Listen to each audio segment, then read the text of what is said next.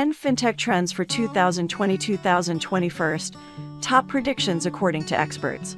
If you have yet to wrap your head around the idea of ordering everything from groceries to your latest gadget online, then brace for more radical transformations currently in the works in the financial industry. These FinTech trends will simply impact everything that involves money, from payment to banking. Blockchain is set to take the stage big time, pushing the capabilities of digital wallets. Nations will be happy to adopt all these tremendous technologies if regulations, security, and national standards are well in place. FinTech, a global disruptor. What is happening in FinTech? There's a valid, overwhelming reason why 88% of brick and mortar financial institutions fear FinTech startups, from digital-only banks to global payment solutions.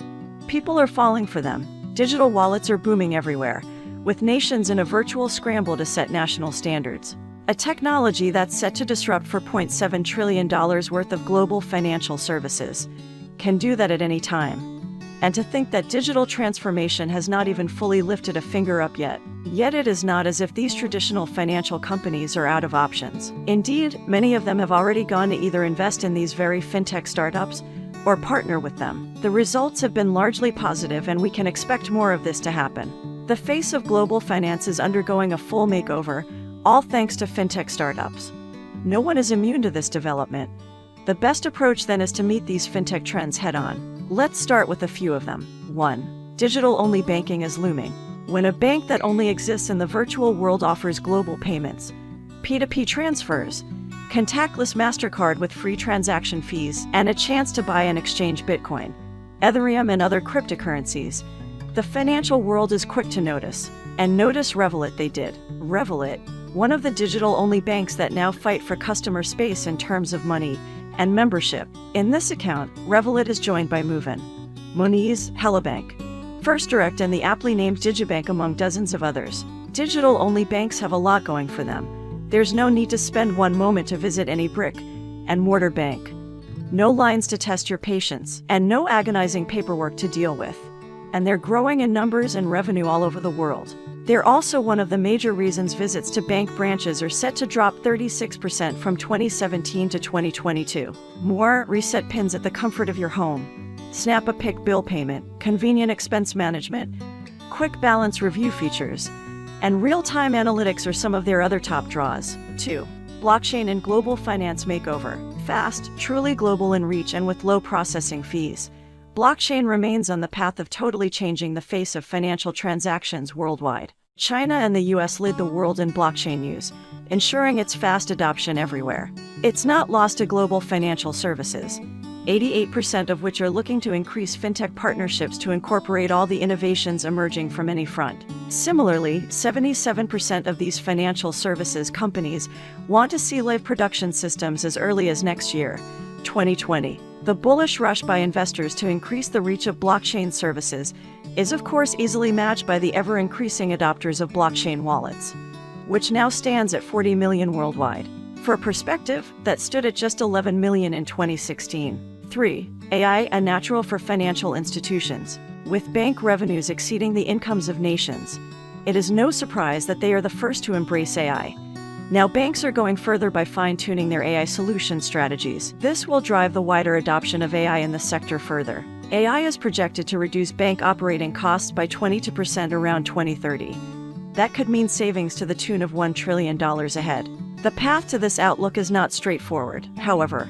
Just like the rest of global employers, banks are staring at a short supply of professionals skilled in everything AI. AI professionals are just the tip of the iceberg in global manpower, as current HR statistics show. With its ability to work with unstructured data, AI is well poised to deal with the growing incidence of cybercrimes, financial fraud threats among them. AI is already a hit with the best customer service software using chatbots and other smart systems.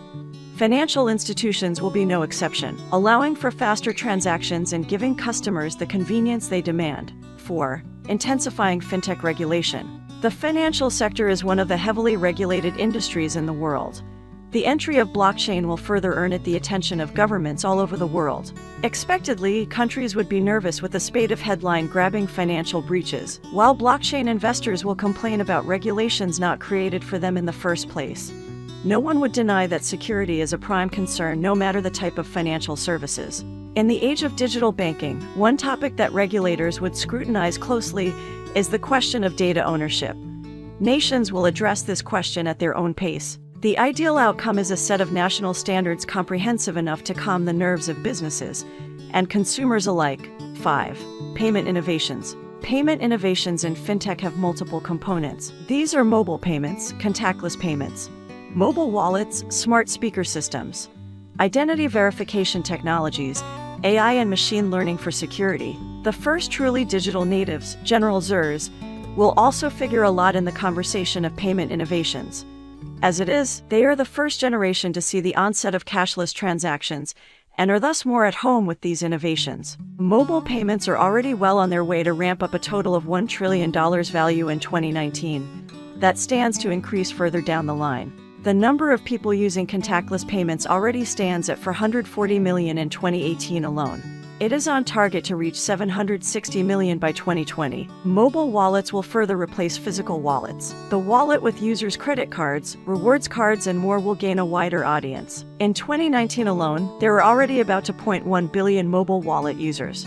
Add the blockchain technologies and fintech payments will explode further in just a few years. 6. From competitors to collaborators. We mentioned that digital-only startup banks will most likely bump into consumer concerns. In addition, they will certainly go back into the financial regulations that they will find too complicated to work with. Meanwhile, established banks and other financial institutions will be looking at the technological innovations that the startups are bringing to the table. They are already making a serious dent in the markets and would love nothing but to shake up the entire financial industry anywhere on the planet.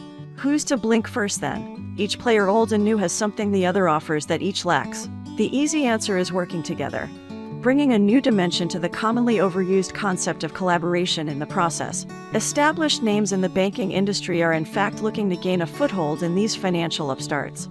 One way to do that is by investing in these digital startups. Goldman Sachs has just done that with Elinvar, giving it a stake in the digital banking space. Goldman Sachs is not alone. Visa has launched an investment fund for fintech startups, and it is expected to add weight to Visa's thrust in the digital banking market. A more direct approach is, of course, via partnerships. Who's doing it now? US-based CBW Bank has partnered with fintech Movin to provide real-time insights to their users. Visa has done it with Ingo. The value of the partnership involves erasing paper checks at a modest $33 trillion value. Yes, modest indeed. How far is this collaboration trend going?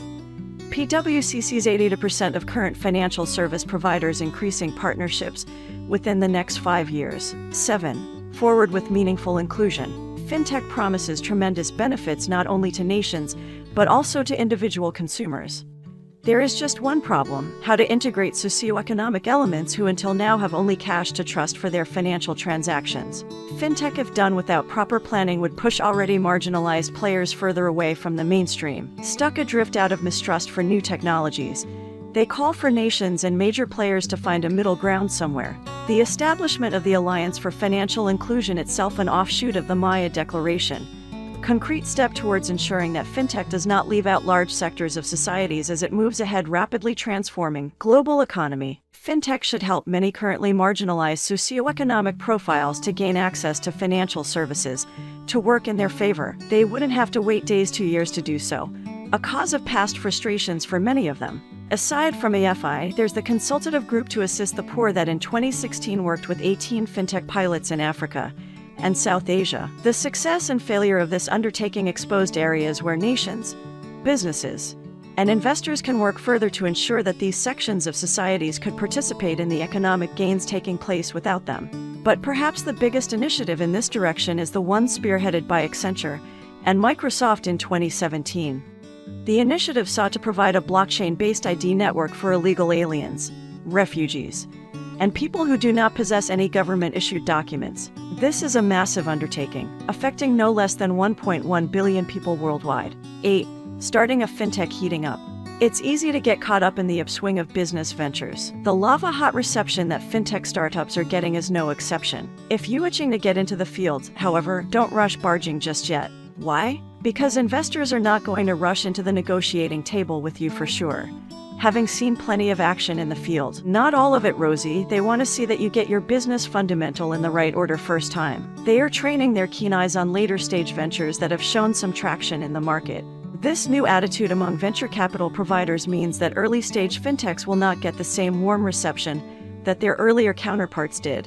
The figures bear out this new development. For example, only around 6,000 early-stage fintechs managed to get funding in 2017. While that may sound a lot, that is less than half the number in 2014, which stood at 13,000. If your vision of a fintech startup has no clear outline for reliable returns, you will definitely feel the bar has lifted quite some notches higher for getting VC funding in this industry. 9. China to lead the fintech revolution. From wealth management, lending, to payment, fintech has left no stones unturned, penetrating every financial services segment everywhere. Fintech attackers and collaborators are everywhere on the planet.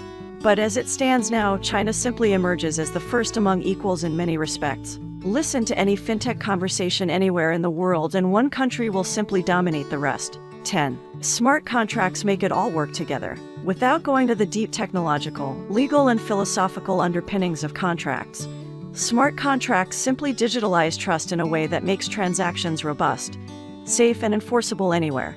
If fintech is to move forward, fintech is the engine that makes it possible. How would smart contracts achieve it? Consider the parties who agree to enter any transaction. Traditionally, they would get a lawyer to fix the terms of the contract onto pieces of paper. Once that is done, they would call witnesses to see that the signees faithfully deliver their end of the agreement. Any breaches, and they're liable to any legal action filed against them.